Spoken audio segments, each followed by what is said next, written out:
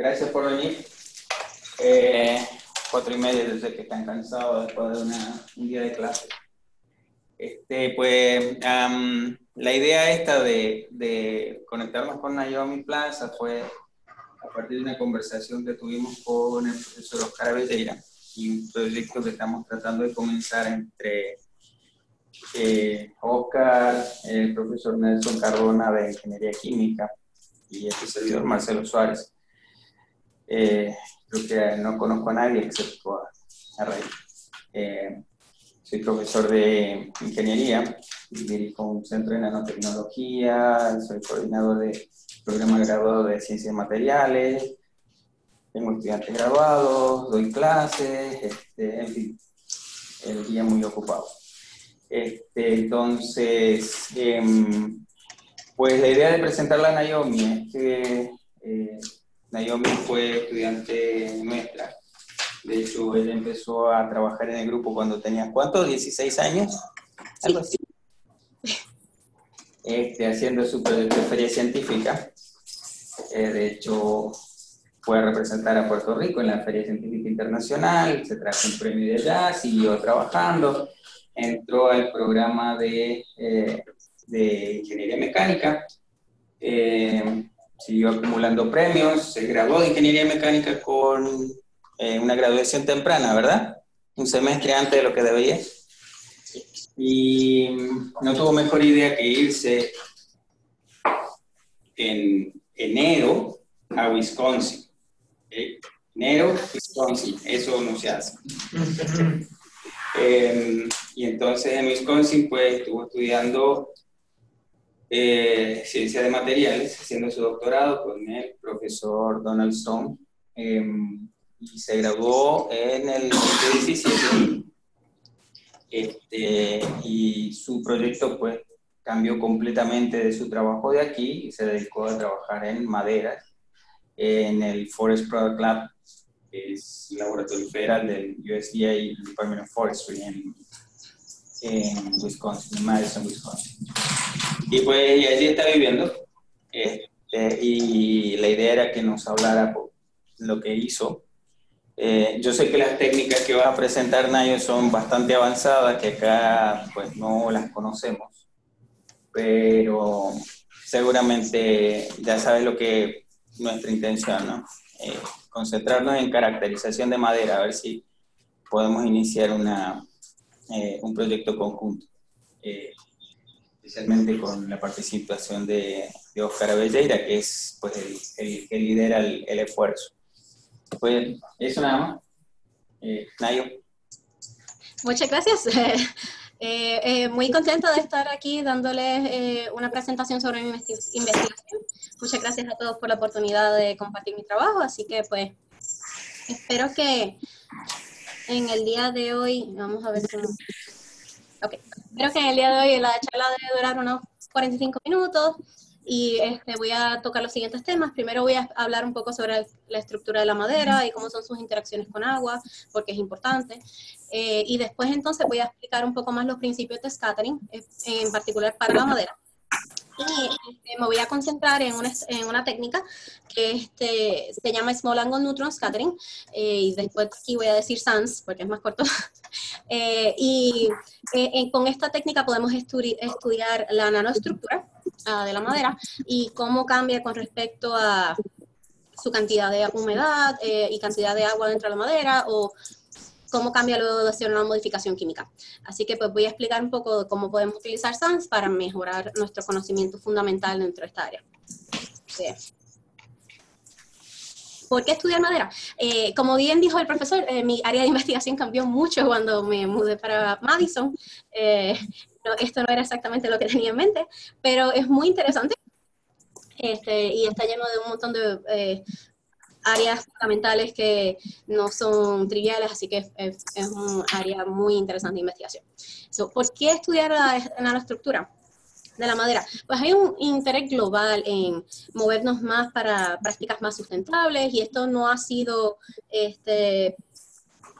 nada sorprendente, especialmente en el área de construcción. Este trend está favoreciendo mucho entonces el uso de productos forestales, como es el caso de mass timber, y no sé si pueden ver el pointer, pero que sí. Sí. Como es el caso de mass timber, que tengo aquí algunas imágenes donde pueden ver un producto para hacer buildings a base de madera.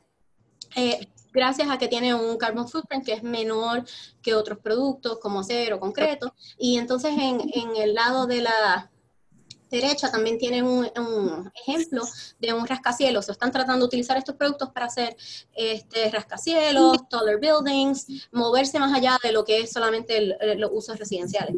Y además, estos productos son muy prometedores.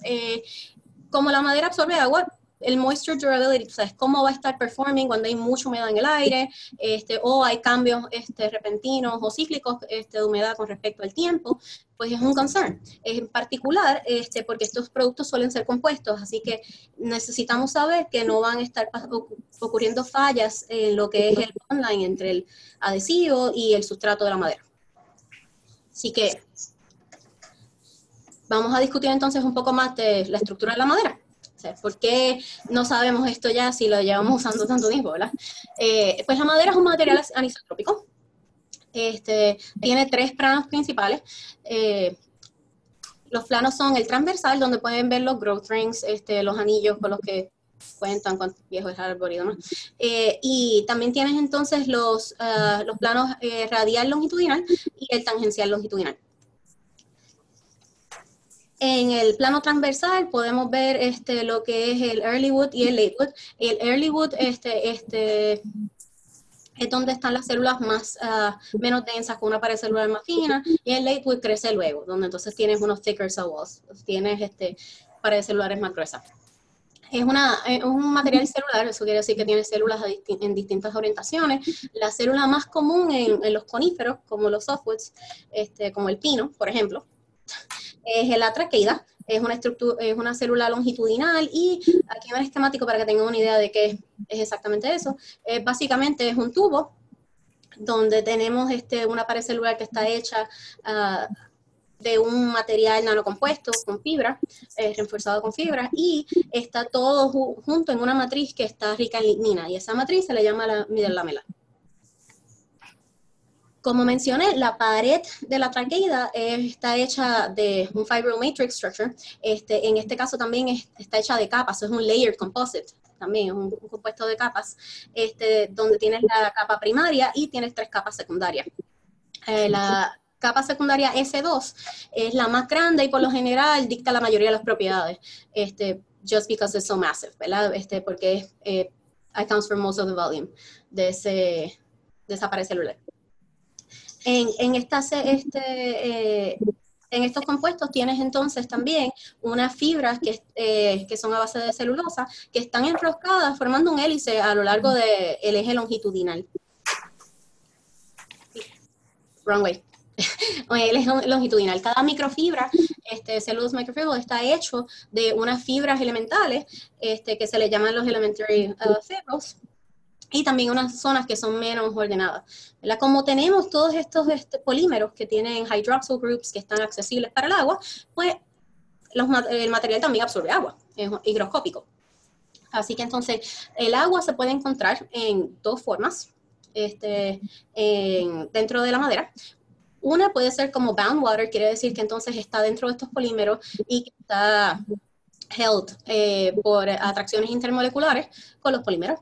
O, como hay muchos espacios pasivos, como en este caso el lumen dentro de las traqueidas o los pits, que son unos micron size como pockets por donde pasan nutrientes a través de las células con un transporte más lateral. Ahí se puede entonces encontrar agua que está más free water, es más líquida.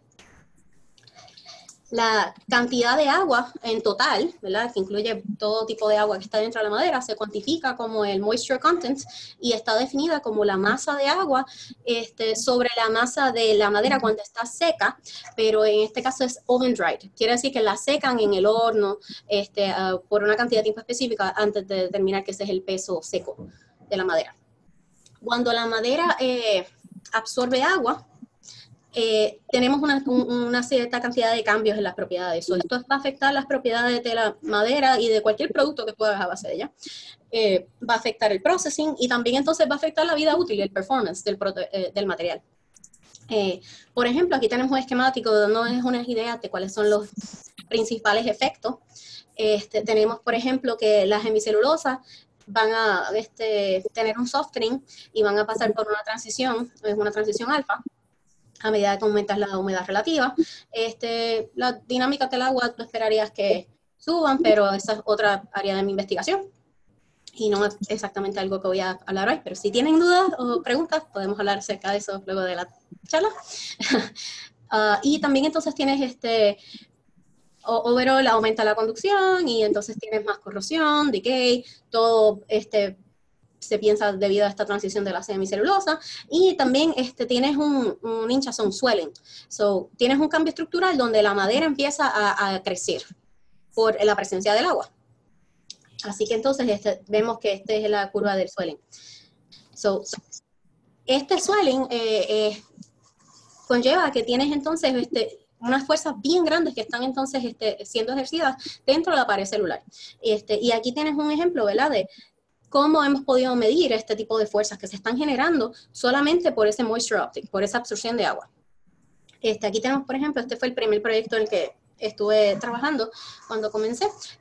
Tenemos unos péndulos torsionales donde entonces fuimos capaces de medir cómo giraban estos slivers, donde tenemos unos 5 a 10 traqueidas de cross-section, para que tengan una idea. Cada traqueida es más o menos 50 micrones en diámetro, con un espacio vacío como de 30. Eso depende de especie, pero para darles un ballpark, un estimado. Cuando mojamos estas tirillitas de madera, lo que sucede es que entonces, a medida que están atrapando agua del ambiente, van entonces a empezar a cambiar un poco en dimensión, pero también van a girar. Giran por la presencia de estas células microfibrils que están embedded, ¿verdad?, helically, porque están como formando un spring a lo largo del eje longitudinal. Entonces, utilizando este setup, fuimos capaces de medir cuánto entonces es el torque que se genera utilizando estos péndulos. Y podemos entonces ver que no es pequeño, estamos generando un torque específico bastante alto. Y puede superar incluso el de algunos micromotors. So, ya que se están generando estas fuerzas tan grandes, pues entonces la estructura celular que tenemos está cambiando. Y aquí tenemos un video donde están viendo que cuando la estructura está secándose, si va del 99%, donde el video debería estar empezando ya mismo el 99% de nuevo, a 1%, lo que va a pasar es que entonces esta estructura celular está simplemente achicándose a medida que pierde agua. Eso está pasando en la madera y eso quiere decir que entonces el bond line, que esa parte que están viendo que es como que más clara, más blanca, tiene menos, sí, más blanca, tiene menos color. En la imagen corresponde a un adhesivo, en este caso es un adhesivo de tagged con bromio, que es en este caso fenoformaldehyde, un adhesivo que es muy duradero, relevante. Y lo que vemos es que entonces ese adhesivo necesita ser capaz de acomodar este swelling, este cambio dimensional que está viendo. Si no lo hace, lo que sucede es que entonces luego de estar haciendo repeticiones cíclicas donde estamos mojado, seco, vamos entonces a formar microcracks, que es el caso que está señalado con con el red arrow, con la flecha roja a la derecha. Sí, a la derecha. Así que nuestra estrategia ha sido entonces estudiar este tipo de sistema donde tenemos un material que es duradero y que es capaz de withstand some of this moisture dimensional stability, para aprender qué es lo que necesitamos entonces hacer como tratamiento para mejorar la durabilidad de estos productos. Para hacer eso, ya que la estructura de la madera es tan compleja y es jerárquica, hemos entonces empezado a hacer estudios que son a través de distintas escalas. A nivel de micrón, a nivel celular, podemos utilizar X-ray Computed Tomography, eso es XCT, para ver cómo es que está entonces el adhesivo entrando en esa estructura celular. Y podemos ver pues, que penetra la estructura celular. Y utilizando entonces fluorescencia, podemos ver que está entrando dentro de las paredes celulares. Sin embargo, con estas técnicas no sabemos exactamente dónde está yendo dentro de la célula, de ese esa pared celular. Ahí es donde entra mi área de investigación, que es proveyendo ese nano insight.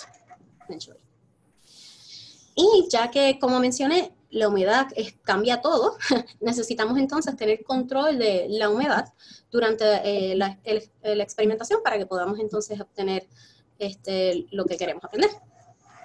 ¿Cómo podemos estudiar la nanoestructura? Hay algunas técnicas, ¿verdad?, donde podemos accesar los length scales de interés.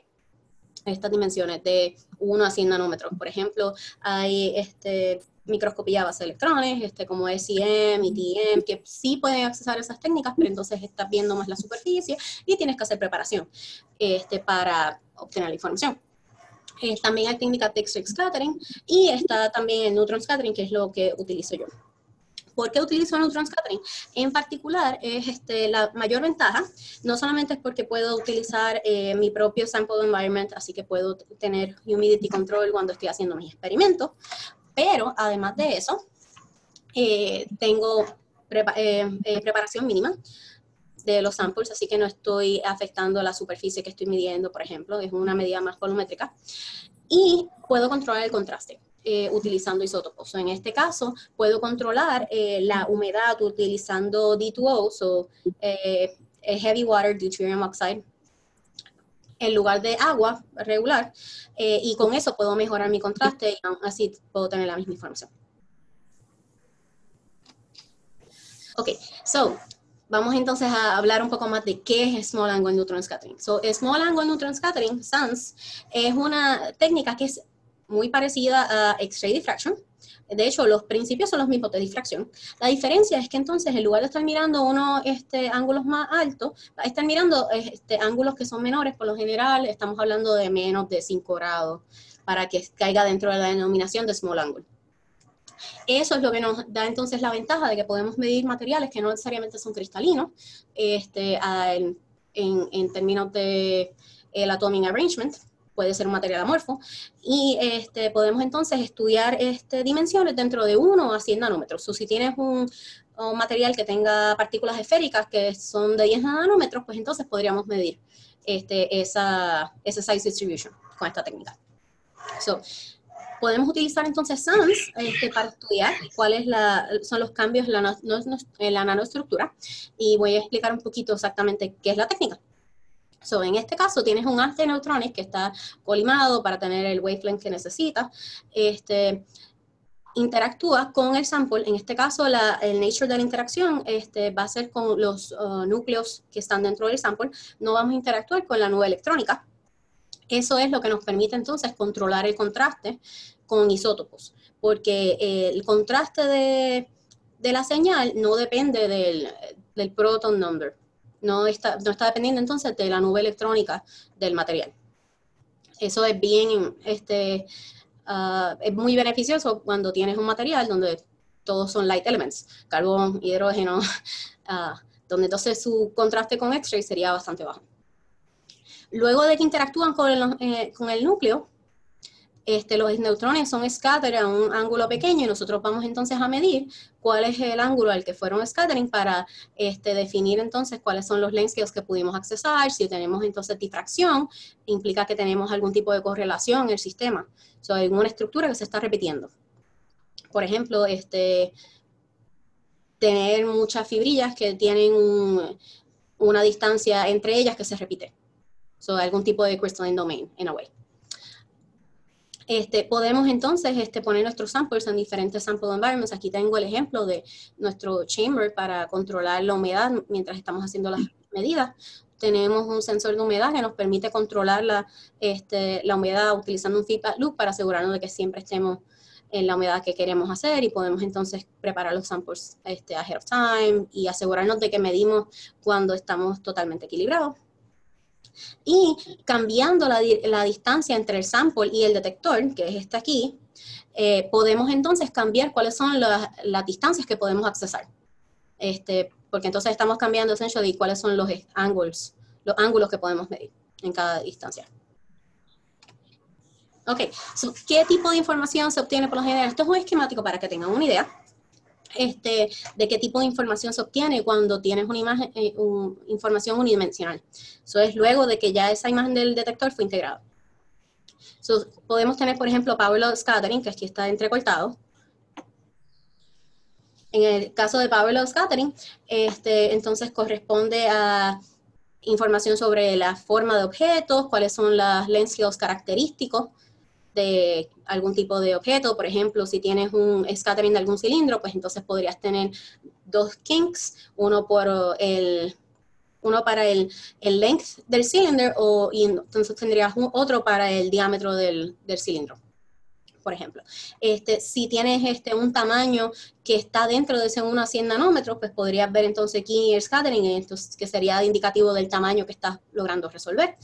Y si tienes correlaciones en el sistema, mucho orden, vas a ver un pico, como en difracción, aunque en este caso, pues por lo general son más broad, son más anchos. Aunque dije que la preparación de los samples suele ser mínima, no quiere decir que no es trivial, particular, porque como tienes un sistema jerárquico, es importante entonces que utilices todo tu conocimiento acerca del sistema para que mejores tu señal.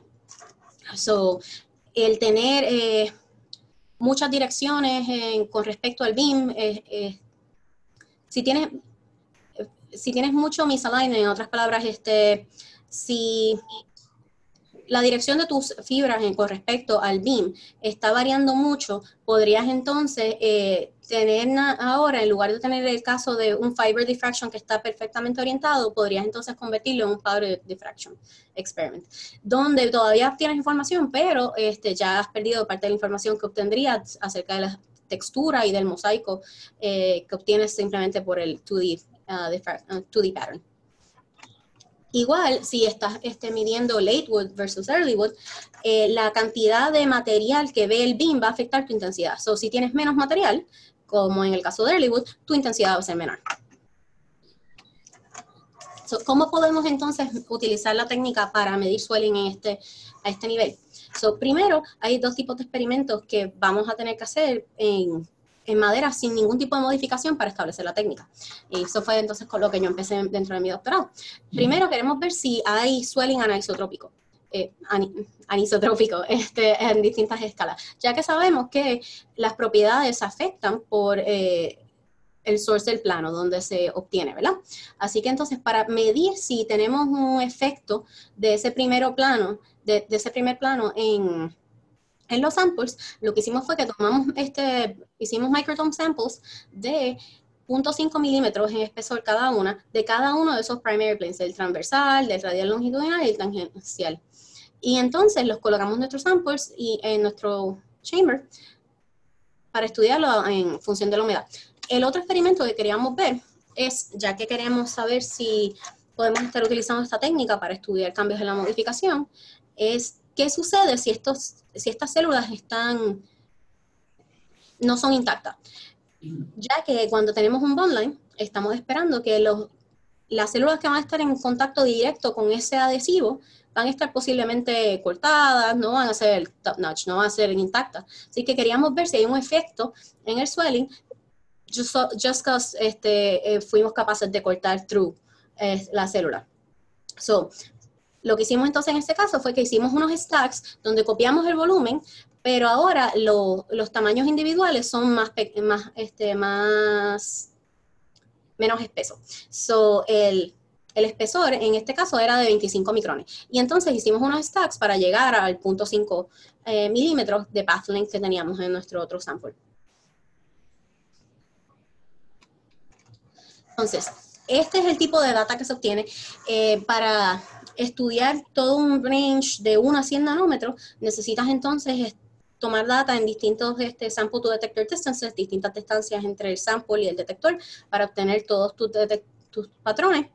Y luego, unes estos patrones, en este caso estamos viendo una integración que sería ecuatorial, porque estos samples son bien anisotrópicos, en ninguno de ellos ves ese patrón que es circular que mostré antes para el caso del powder diffraction sort of experiment. Y esa integración entonces nos daría esta curva que ves aquí en azul. A nivel Y entonces, en la escala, este tipo de medidas se hacen en el espacio recíproco.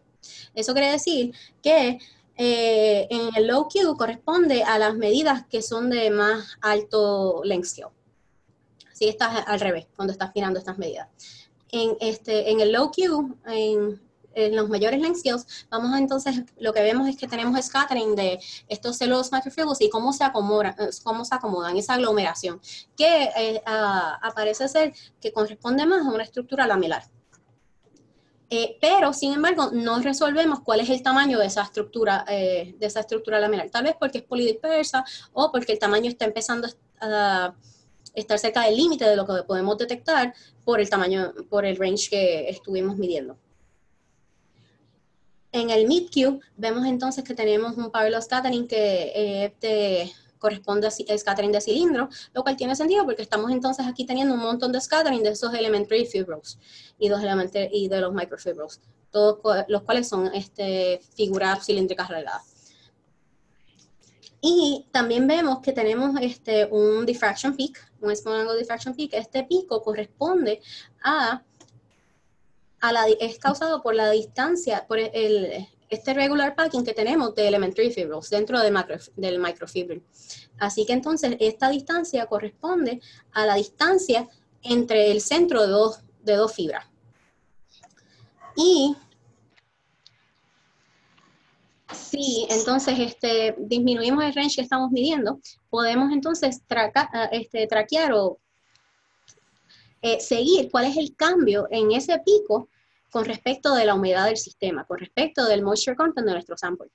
Entonces vemos que en humedades bien altas vamos a tener mucho contraste, un montón de agua que está entrando en el sample, este pico es bien alto en intensidad, entonces va a estar disminuyendo a medida que estamos bajando la humedad en el sistema. Y entonces esto sería análogo a que el espacio entre fibras está disminuyendo y podemos verlo como que la posición del pico está cambiando con respecto a la humedad. Lo que vemos es que a medida que bajamos la humedad, ese pico está cambiando a higher Q, lo cual indica que esta dimensión está haciéndose cada vez más pequeña. Teníamos dos preguntas. Una era que queríamos ver si era anisotrópico, en otras palabras, importaba de qué plano estamos obteniendo nuestras muestras. Y la segunda pregunta era, ok, importa si tenemos unas células que están cut or not, ¿verdad? En el primer caso, en el nivel de bulk, en el nivel macro, sabemos que la estructura se hincha más a lo largo de la dirección tangencial. Se cree que la presencia de estos ray cells, que por lo general se utilizan o que por lo general el árbol los utiliza para hacer transporte lateral entre células de nutrientes y agua, lo que hacen es que efectivamente ellos restringen el suelo en esa dirección. Y por eso entonces tenemos más suelo en el lado tangencial.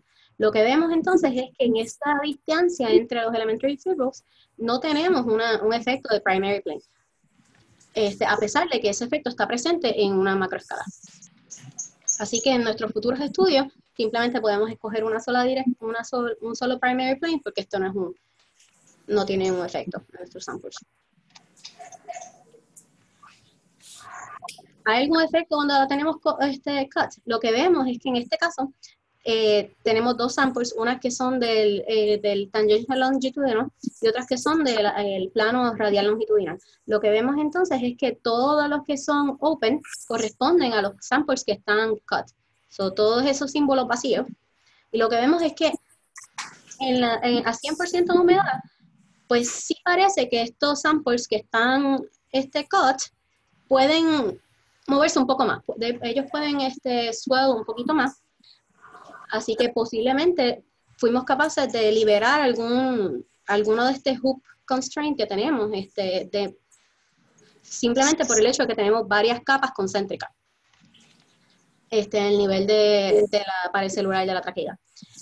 Interesante también es que en el caso de la muestra que es radial longitudinal, también vemos que para todos los samples están sistemáticamente un poco más altos, ese spacing. Eso sugiere que entonces fuimos capaces de quitar un poco ese constraint que está causado por los ray cells, que estarían entonces solamente restringiendo el swelling en esa dirección, en la dirección radial.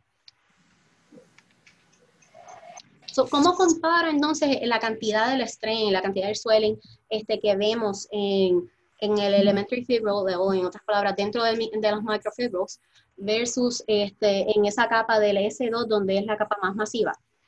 Pues dentro de 25% hasta un 85% de humedad, para comparar, observamos que en el S2 tenemos un cambio de área de más o menos un 23%. Y estamos hablando solamente de ese plano transversal, porque en el área longitudinal pues no tenemos información acerca de nuestro, utilizando SANS. Cuando estamos viendo dentro de los microfibrils, vamos a ver que tenemos un área de un 42%. Es el increasing area. ¿Cómo estamos calculando el área? Lo que estamos haciendo es que estamos asumiendo que tenemos un cross-section de unos 4 por 3 microfibrils y que entonces el cambio que estamos midiendo es uniforme. Pero claro, el cambio que estamos viendo de por sí es de 16 a 19% entre los elementary fibrils, mientras que estamos viendo un cambio de 3 a 20% en esa dirección. So, lo que esto nos indica es que comparado con la cantidad de microfibrils que están contribuyendo al S2, la cantidad de swelling que vemos en esta área posiblemente está accounting for more than half of the swelling que vemos total en esta área. Eso quiere decir que swelling que se está originando dentro de estos microfibrils es bien importante y que un tratamiento que quiere mitigar cambios en las dimensiones del material necesita prevenir este swelling si tú quieres entonces reducir el swelling overall que estás viendo en las escalas mayores. Así que, naturalmente, nuestra siguiente pregunta es, bueno, hay algunos tratamientos allá que son capaces de disminuir el swelling, que son capaces de mejorar las habilidades con respecto a la humedad. Namely, tenemos infiltración utilizando el phenol formaldehyde o acetilación. Entonces, naturalmente, ese es nuestro next step. Estos tratamientos son capaces de target este tipo de swelling. So, lo primero que hacemos es que queremos ver cuál es el efecto de simplemente modificar la estructura utilizando cualquiera de estos materiales químicos, o acetic anhydride para hacer acetilación, o phenol formaldehyde para hacer el caso de la infiltración. Lo que hacemos entonces que colocamos nuestro sample, que está chemically treated, dentro de un cell donde lo llenamos con una solución. Utilizando esta solución, lo que queremos hacer es que vamos a matchar uno de los componentes de la estructura para estudiar cuál es el efecto de la modificación en la nanoestructura. So, si tenemos, por ejemplo, agua y celulosa en una solución de D2O, somos capaces de ver la celulosa. Si ponemos este tipo de material en una solución de 35-65% D2O-H2O, ese corresponde al scattering length density, que es como los neutrones ven la celulosa, de la celulosa. Así que, efectivamente, no vemos nada. So, este sería un contrast matching condition, y así entonces podemos utilizarlo para entender mejor qué es lo que está sucediendo en la estructura del material modificado. So, ¿cómo es que se ven este tipo de experimentos? Cuando tenemos un sample que esté inmerso en agua, en el caso de un sample regular que esté unmodified, lo que vemos es que vamos a tener ese pico porque tenemos el contraste de D2O, y es porque tenemos este contraste entre las zonas que son no accesibles al D2O y las zonas que sí son accesibles al agua. Si ponemos ese mismo sample dentro de del Cellulose Contrast Matching Point, automáticamente vamos a perder ese pico. Y como pueden ver, no se ve nada. Y es porque no tenemos contraste entre las dos zonas. Sin embargo, si ponemos un sample que está infiltrado con este PF que tiene un deuterium label, lo que vamos a ver es que sí tenemos un pico. Y este pico ahora corresponde a el PF que está infiltrando los microfibras. Eso quiere decir que este material está siendo capaz de infiltrar zonas que son accesibles al agua, ¿verdad? Y de esa forma tal vez puede prevenir swelling. We'll see that in a second. En el caso de la acetilación, lo que entonces vemos, y por cierto, estos son esquemáticos para que vean, tengan una idea. En el caso de la acetilación, lo que vemos es que entonces no tenemos un pico, pero sí tenemos scattering bien anisotrópico, que está bien elongado, lo cual entonces sugeriría que esto está ocurriendo fuera de en las zonas, las superficies lamelares de estos microfibras, en lugar de estar ocurriendo dentro, lo cual le daría rise al diffraction peak que observamos antes.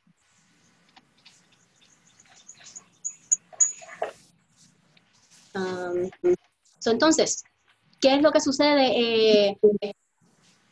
Este caso del PF infiltration puede modificar el swelling. Utilizando entonces el mismo caso previo, podemos entonces modificar nuestros samples ahora utilizando químicos que son con base de hidrógeno para reforzar esa señal del D2O. Y entonces estudiar cómo cambia ese pico en función de la humedad relativa, como hicimos previamente para la madera sin modificar, o la madera natural, en native state. Entonces lo que vemos es que para el caso de unmodified wood, a medida que incrementa el RH, tenemos que ese pico que se va a estar moviendo y va a ir a lower Q. Las cosas están aumentando, las cosas están hinchando. Y en el caso del PF, sí vemos que también está yendo en la misma dirección, pero cuando comparamos cuál es el overall, el tamaño donde está ocurriendo, lo que vemos es que el overall swelling que observamos es menor. En comparación, este triángulo azul con la curva negra, podemos ver que es mucho menor. Y si comparamos cuál es el swelling que ocurre de esos mismos samples en el nivel macro, vemos que tenemos una correlación con el swelling que tenemos en el bulk level y el swelling que tenemos en el elementary fibro level. Por el caso del sample que está sin modificar, tenemos un 2% de swelling en el bulk, un 19% dentro de los microfibros. Mientras que para el PF solamente tuvimos un swelling de 0.5 y en elementary fibro tuvimos un 2%. Es muy, muy interesante ver que tenemos entonces esa correlación que podemos comparar. En el caso de acetilación, tenemos distintos niveles de acetilación. Se espera que las propiedades del material van a mejorar cuando la acetilación está por encima de un 20% weight gain. Eso es lo que significa ese WPG, weight percentage gain. Entonces lo que vemos es que pues tenemos nuestro control, que está sin modificar, y vamos a ver que tenemos el mismo trend, pero que ese pico que estábamos siguiendo está desapareciendo a medida que está aumentando el nivel de acetilación. Para tener una idea, podemos ver entonces si todos los samples están en 95%, podemos ver esto más claramente, donde a medida que el nivel de acetilación aumenta, ese pico desaparece. Y también podemos ver que el scattering que tenemos a lower angle se está aumentando.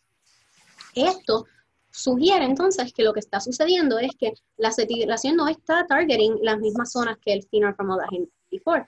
Lo que está sucediendo es entonces que está previniendo que el agua entre a estas zonas, lo cual entonces previene que tengamos contraste para ver eso. Así que la acetilación está actuando fuera para prevenir que el agua entre. Y de esa forma puede entonces también disminuir el swelling. Y lo que entonces vemos es que el elementary fibril, ¿verdad?, está aumentando y que lo que está sucediendo es que tenemos un overall, un espacio menor del swelling. Si lo comparamos con la dependencia del moisture content de los samples, vemos que es lineal y que es proporcional, y que lo que está sucediendo es que estos samples, donde el elementary fibril era menor, tienen un menor contenido de agua. Entonces eso es lo que está haciendo acetilación en comparación. Con eso, el día de hoy les di un overview bastante rápido de lo que es SANS de madera, y discutí cómo lo podemos utilizar para estudiar swelling de madera que está en su estado nativo y también madera que ha sido modificada para mejorar sus propiedades en términos de la durabilidad a la humedad. En este caso PF, y PMDA estaba por ahí, pero no se lo enseñé así rapidito. Y también en el caso de acetilación. Con eso, muchísimas gracias, y si tienen algunas preguntas, ahí está mi email. Tienen dos opciones, por si acaso se les olvida que tengo un segundo apellido. Y estoy ready para preguntas. Estoy segura que tienen alguna. Pauloni pregunta, ¿tú nos escuchas? Sí, sí los escucho. ¿Me pudieron escuchar bien? Espero. Sí, súper bien. Todos pueden hablar de cualquier parte del salón que se va a escuchar. Así que... Ok, perfecto, gracias. Pues, si tienen preguntas. Más que nada, yo sé que esto es bien avanzado, pues con la técnica no todos tienen acceso a ella, pero si tienen preguntas con respecto a la estructura de la madera, así como la que analizó Nayo, tipo de madera, yo tengo preguntas acerca del proceso de infiltración que estabas usando, porque ¿cómo tú garantizas que el mojado sea perfecto, o sea, que la tensión superficial sea lo más bajita posible para que puedas llegar a todos los poros, a toda la porosidad? Dentro del proceso de infiltración, lo que suelen hacer, trabajo con químicos que hacen el proceso de infiltración. Yo no hago las modificaciones, pero por lo general, es un proceso de soaking donde están inmersas un tiempo. Suelen a veces hacer backing drying de los samples antes. También suele haber temperaturas que se ponen a veces como de 140 Celsius para abrir más la estructura y entonces se impregna. Y luego entonces, por general lo que hacen es que miden el cambio en masa. Entonces nosotros sí tratamos de ver, dentro de lo posible, tratar de minimizar cuánto estaba yéndose a las cavidades. Y para tratar de minimizar esa señal y tratar de entonces aumentar la cantidad que estaba entrando dentro del agua. Por lo general, eso depende del molecular weight de los químicos que se usan para filtrar. So, suelen tratar de usar low molecular weights. Este estudio se enfocó específicamente en pino, en una variedad de pino. Esto fue específicamente para pino. ¿Esa fue la pregunta? Sí. Sí, la técnica de estos tipos de estudios son aplicables para cualquier tipo de especie, pero sí, todos mis estudios fueron en pino. El pino se llama Loblolly Pine, que es un Southern Yellow Pine, y la razón por la que se usa es porque crece bien rápido y es como 70% del market comercial en Estados Unidos. Esa iba a ser mi misma pregunta, si el estudio se basó en coníferas, que era lo que entendía, y que si fuese a hacerse cosas similares con angiospermas, si los métodos fuesen muy diferentes o si es lo mismo. Esa iba a ser mi pregunta también. Ok. Iba a ser si va a cambiar mucho si eran distintas especies. Sí, o sea, si al pasar de conífera a angiosperma el método, o sea, si era lo mismo, usaban los mismos métodos o si había algún se pueden usar los mismos métodos para estudiar otras especies, dependiendo de cuáles son las concentraciones de los materiales, de los wood polymers que tengan, y dependiendo si tienen alguna capa externa, los resultados podrían variar en el low Q. Por ejemplo, el aspen, que no sé cómo se llama en español, tiene una capa extra de celulosa, así que los lúmenes son más pequeños, y esa capa se llama como un G-layer, y entonces eso también contribuye a la señal. Y eso es importante saberlo porque mucha de la experimentación que se está haciendo es con aspen. Así que pues tal vez no sea el caso más representativo de la madera, pero en términos del spacing que enseñé, ese trend sí, de hecho no solamente se ve en madera, sino que también se puede ver en otras matas, hasta en beans, en otros materiales, agricultural products, sort of thing. Yo te quería preguntar sobre la preparación de los especímenes. Ustedes arrancan desde que cortan el árbol, secan, quitan la corteza, lo secan, o van al lumberyard y compran la madera allí directa y entonces la trabajan. Ese especímenes, ¿cómo ustedes los preparan? ¿De dónde salen? Claro, pues lo que hacemos es que tenemos que contactar a un mill, al lumberjack sort of thing. So, yo no voy al bosque y escojo el árbol y lo chopeo en el shop. No llegamos a ese nivel. En algún momento dado se discutió, pero no llegamos a ese nivel de mi perfeccionismo. Sí, lo que sí tratamos de hacer es que el mill por lo general no te puede garantizar una especie, así que entonces nosotros hablamos con ellos antes para que ellos no escojan algo y podemos tratar de minimizar eso y que sea una especie en particular. Por lo general ellos te pueden decir que es Southern Yellow Pine, pero hay 3 especies de Southern Yellow Pine. Tú no esperarías mucha diferencia entre ellas, pero pues eso es lo primero que hacemos. Y lo segundo es que todo lo que tú recibes, por lo general, está secado ya. Es el primer secado, se llama kiln drying, y es un secado que es irreversible. Y es bien importante porque siempre se hace, y así que cualquier madera que tú obtengas directamente de alguien no va a ser unmodified, no va a estar native, ya no hay green. Luego de eso, cualquier secado subsequent y mojado, pues están overlapping. Además del hysteresis. El demás secado suele ser reversible. Ustedes llevan récord es un área que nos gustaría explorar, qué es lo que pasa con ese primer drying. Que claro está, pues para eso tenemos que hablar con las personas, dejarles saber que queremos un pedazo sin que lo sequen, y una vez haces el experimento una vez, ya no hay repetición. Gracias. ¿Más preguntas? Preguntas no, ideas sí.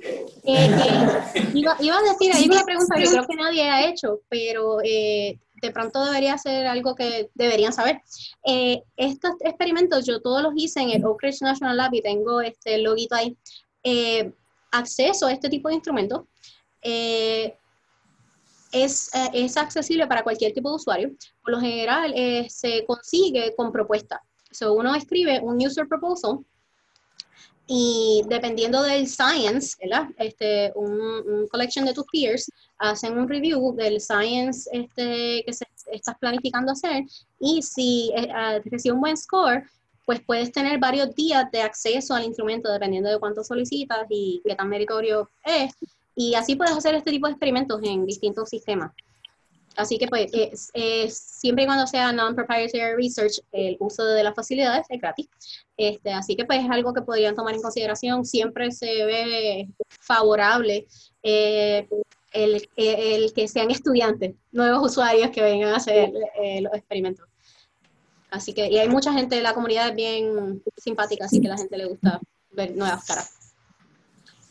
Nayo, la pregunta es, claro, tu base en Material Science, o sea que algo de técnica de difracción ya conoces, pero pues si va alguien que no tiene esa expertise, pues ¿qué le requiere Oak Ridge para poder tener acceso? ¿Hay gente de apoyo? ¿Te entrenan? O...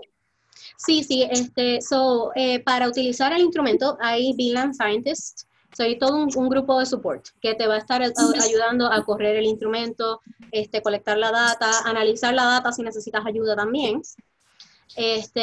Aunque en términos de análisis, pues, depende de qué tan involved tú puedas hacer también como usuario.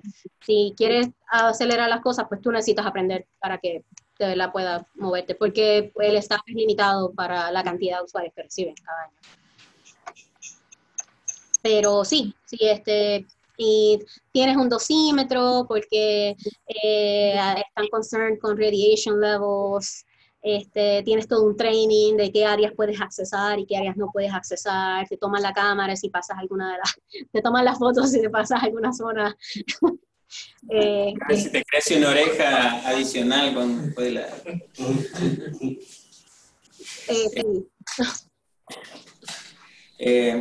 ¿preguntas? Naomi, cuando ustedes están haciendo esos experimentos que están humedeciendo la madera, sí, entiendo que la humedecen de manera uniforme por todas partes. Lo que hacemos... Pero, por ejemplo, cuando uno hace la construcción y tiene una pared de madera externa, Sí. está sujeta al sol, a la lluvia, a cambios en temperatura, mientras que la Correcto. parte interna no tiene absolutamente nada de eso. Sí. ¿Eso es uno de los tipos de pruebas que van a estar realizando posteriormente o han tomado eso en consideración? Pues sí, en términos de la macroescala, sí hay experimentos que se hacen acá en el lab y que, por ejemplo, que estudian degradación por UV, por exposure, ¿verdad? Al sol. Hay weathering labs donde tienen, aquí hay varios salones donde tienen humedad, control de humedad en rooms a diferentes niveles, entonces uno puede chequear esas distintas cosas separadas. Y yo en particular todavía no he probado con esta técnica ninguna de esas otras condiciones externas, pero sí se podría evaluar. En ese caso, posiblemente necesitarías preparar los samples antes con algunas de las distintas condiciones de degradación y aún así tener humidity control durante tus experimentos porque sabes que va a afectar tus resultados. Pero sería bien interesante.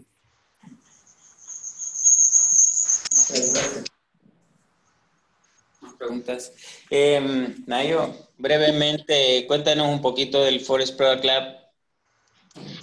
Pues el Forest Products Lab tiene muchos años de historia, está around como del 1900, solía estar ubicado donde el edificio de materiales de Wisconsin-Madison está. So, he estado en los dos edificios. Que dejaron. Las cucarachas eran así. La ¿Qué? cucaracha que dejó el Forest Product Lab eran así de grande. Sí. ¿En serio? ¿Las cucarachas? Sí, sí, traían maderas importadas de todos lados del mundo. Claro. Y venían con esa madera, pues, cosas. No me sorprendería. Este edificio, sí, hay mucha madera, todavía hay muchas de la decoración. Entre en las paredes hay un montón de maderas de distintos tipos, hay un lab de anatomía de madera donde tienen slides de distintas células, hay experts que te ayudan a ver qué tipo de madera tienes, cuáles son los anatomical features que tiene. También hay un pilot plan para producción de CNCs, son cellulose nanocrystals, en distintos states. También hay gente que hace microfibrillated cellulose, pueden hacer films, composites, foams. También tenemos algunos equipos de caracterización. Por ejemplo, hay un nanoindentador que utiliza mi ex advisor, now colleague, Joseph Shakes, donde él hace mucha nanoindentación de madera y mayoría de madera, pero también algunos otros productos. También tenemos un Fire Lab, donde estudian cómo las cosas se queman. Muy interesante el trabajo que hacen allá. De hecho, la estudiante que tiene Don ahora trabaja con madera. Yo antes decía, ¿verdad? Pues, él tenía Wood and Water and Wood and Fire. Entonces, nos faltaba alguien que dijera, Capitán Planeta.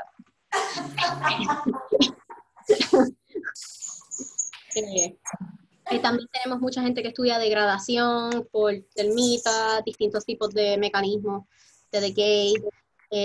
Hay un montón de experts en cada una de las áreas. Una pregunta, ese proceso de acetilación, ¿eso es muy costoso? Dentro de los procesos que están, creo que no es tan costoso en comparación, pero me parece que el tratamiento termal es menos costoso, porque el problema es que necesita 20% de weighting para que sea efectivo. Entonces, mientras más químico tienes que añadir, pues más entonces aumenta el costo por onza y entonces deja de ser costo efectivo para la industria. Y si de hecho, uno puede comprar madera que está acetilada. Uno de los brands me parece que se llama Acoya, y sí es más caro cada pedazo en comparación con madera que está sin tratar. necesitas que la gente esté dispuesta tal vez a pagar un poquito más. Por eso entonces es parte de esta idea de estudiar algunos de los sistemas que sabemos que están funcionando y que ya están fuera, para tratar de ver cómo podremos mimic esas interacciones que están estableciéndose con tal vez algún otro tratamiento que sea más sustentable, más costo efectivo, para que haya más adopción. Y tú dijiste que acetilado versus termal era el otro, ese es otro. También hay thermal treatment, sí. El problema con el thermal treatment, y nosotros empezamos a hacer algunos experimentos también con thermal treatment, habíamos sometido a lo mejor vamos a hacer más experimentos, todavía no estoy segura. Pero ese es otro que también se están tratando de usar más, pero el problema cuando le haces tratamientos termales a la madera es que tienes un poco de embrittlement. Entonces estás perdiendo un poco de strength. Así que pues tal vez se necesita combinar eso con algo más para mejorar entonces las propiedades de un árbol. Entonces siempre hay un trade-off. ¿Más preguntas? Oye, sí, ¿alguna pregunta? Una pregunta adicional. ¿Hay alguien allí que esté trabajando con descomposición de madera en sus moléculas elementales? O sea, celulosa y todo lo que tenga. ¿Te refieres a hacer el análisis para hacer el composition analysis? Ajá. Sí, puedo conseguirte quién sería el contacto. Me parece, entiendo yo que sí.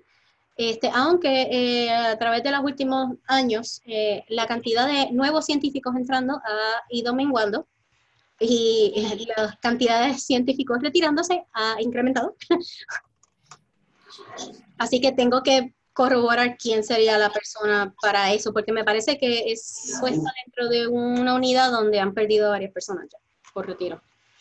Y por consiguiente, ¿tiene gente trabajando en densificación de madera allí? Me parece que en el área de densificación sería dentro del AD de ingeniería, donde hacen, no he visto ningún proyecto recientemente, pero me parece que sí, y tendrían el equipo también. Puedo verificar a ver quién sería la persona que de pronto está trabajando con eso, pero sería dentro de los productos forestales. Okay. ¿Más preguntas? ¿No? Una pregunta rápida, Nayo. El nanoindentador que usa Jakes, o que usaba Jakes, no sé si todavía está con eso. Sí, es un High-Citron. Es un High-Citron y entonces lo tienen conectado a un equipo para controlar la humedad durante las medidas. Porque entonces eso es importante para hacer las medidas de madera. De hecho, es un poco menos noisy también, el hardness. No sé si eso sería una opción con el Agilent que tienen. No creo. Sí podemos simular un poco de temperatura, pero no creo que... Y acá también tienen un thermostage, sí. Pero no sé si se podría meterle algo para controlar humedad. Y no sé si lo construyeron acá el attachment, porque el generador sé que es externo. Es un generador de humedad que tenemos, un Humesys, utilizamos para otros experimentos también. Conociéndolo a Jake, seguro que lo construyó él mismo. Nosotros construimos mucho de nuestro sample environment. Bueno, ¿más preguntas? Tenemos tu correo electrónico, así que si claro. más preguntas, pues muchísimas gracias, Nayo. Nayo, te vamos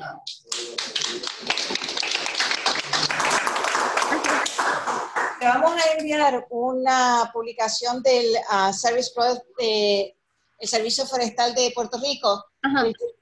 Así que fotos y mapas del yunque para que tengas en Wisconsin. Así que para ti.